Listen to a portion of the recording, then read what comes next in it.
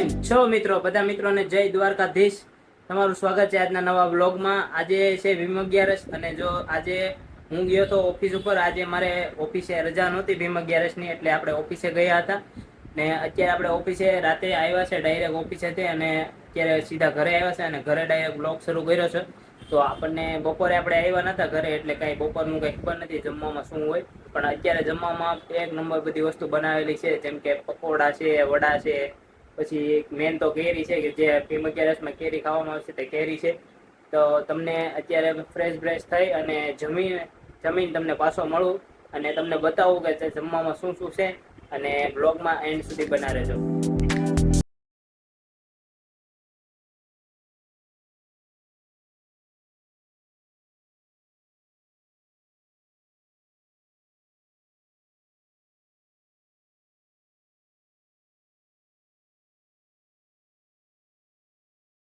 તો આપણે જમી લીધું છે અને જમીન ઊભા થઈ ગયા છે। તમને બતાવ્યું છે કે શું શું બનાવેલું હતું, તમે જોયું હશે।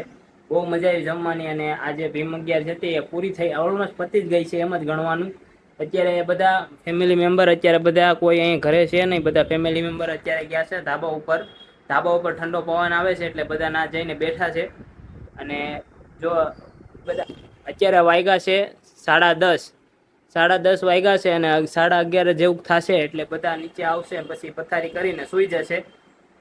આપણે ધાબા ઉપર ગયા નથી કારણ કે આપણે આ વ્લોગ એડિટ કરવાના છે અને પછી એને યુટ્યુબ પર અપલોડ પણ કરવાનો છે, અને એની સાથે સાથે આપણે ઇન્સ્ટાગ્રામમાં મૂકવા માટે પણ એડિટ કરવાનું છે। તો એ એડિટ કરવા માટે આપણી પાસે આ લેપટોપ છે। આ લેપટોપ મેં જ્યારે કોલેજ સ્ટાર્ટ થઈ હતી ત્યારે લીધું હતું, અત્યારે હું એડિટિંગ માટે યુઝ કરું છું।